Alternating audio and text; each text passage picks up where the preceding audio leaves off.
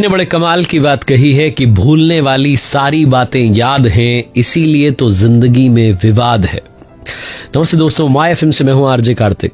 दो भाइयों की कहानी जिनके बीच में बहुत प्रेम था। शादियां हो गई दोनों की, उसके बाद भी प्रेम बरकरार रहा। बड़ा वाला भाई कहीं भी जाता बाहर तो छोटे वाले भाई के लिए भी सामान ले आता, छोटा वाला जाता बड़े वाले भाई के लिए सामान ले आता। बहुत प्रेम था।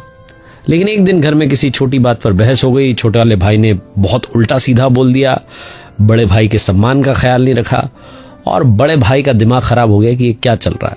मैंने इतने लाड से प्यार से रखा और इसने ऐसी बात कर दी। उस दिन के बाद से दोनों भाई अलग अलग मकान में रहने लगे। यहां तक कि कई बार किसी कॉलोनी के फंक्शन में मिलना होता तो नजरें बचा के निकल जाते, कहीं बाजार में टकराते तो एक दूसरे को इग्नोर करके निकल जाते। बातचीत पूरी तरीके से बंद हो गई और इस घटना को बढ़ते बढ़ते 10-12 साल हो गए। दोनों के बच्चे बड़े हुए। छोटे वाले भाई की बिटिया थी, बिटिया की शादी के दिन आ गए। लड़का पसंद कर लिया गया, विवाह की तारीख फिक्स हो गई। छोटा वाला भाई गया बड़े वाले भाई के पास जाकर के कहने लगा कि भैया शादी तय हुई है, आपको आना है, सारा काम संभालना है, मैं आपसे माफी मांगता हूं। उस दिन के लिए पैरों में गिर गया, बहुत रोया, सब हुआ।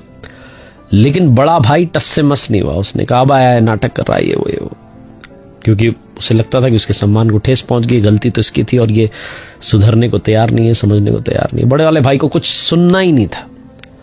छोटा वाला भाई बड़े दिल से माफी मांग रहा था, चाहता था भैया आए, आशीर्वाद दें। उनके बिना कैसे, उनके आशीर्वाद के बिना कैसे सारा समारोह होगा।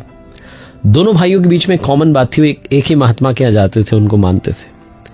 छोटा वाला भाई गया अगले दिन महात्मा जी के यहाँ, प्रवचन सुना, उसके बाद आशीर्वाद लेने गया। महात्मा जी ने पूछा बड़े परेशान लग रहे, तो उसने बताया कि बड़े भैया से विवाद हो गया था बहुत साल पहले और कुछ मैंने कह दिया था, नहीं कहना चाहिए था, मैंने क्षमा भी मांगी, माफ नहीं कर रहे हैं, बिटिया की शादी आ भी नहीं रहे हैं, मुझे बड़ा बुरा सा लग रहा है, बेमन से शादी होगी।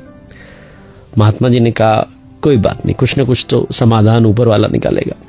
अगले दिन बड़ा वाला भाई गया, प्रवचन सुने महात्मा जी के, उसके बाद उनको धोख लगा रहा था, प्रणाम कर रहा था।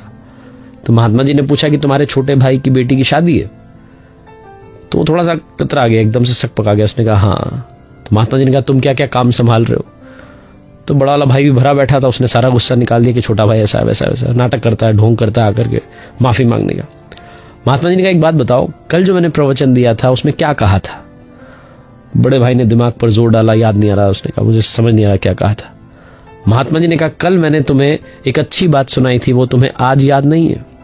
और छोटे भाई ने 10 साल पहले कुछ कह दिया था, वो सारी बातें एक एक करके याद कर रखी हैं। अगर ऐसे ही पुरानी उन बातों को, कड़वी बातों को याद रख के चलोगे तो जीवन कैसे जियोगे? जो अच्छी बात याद रखनी चाहिए वो तो तुम भूल चुके हो सिर्फ एक दिन में, और जो बुरी बात भूल जानी चाहिए थी उसी दिन, उसे 10 साल तक पकड़ के बैठे हो। बहुत छोटी सी कहानी जो सिखाती है कि अगर भूलने वाली बातें याद रखेंगे तो जीवन भर विवाद हमारे साथ चलता रहेगा।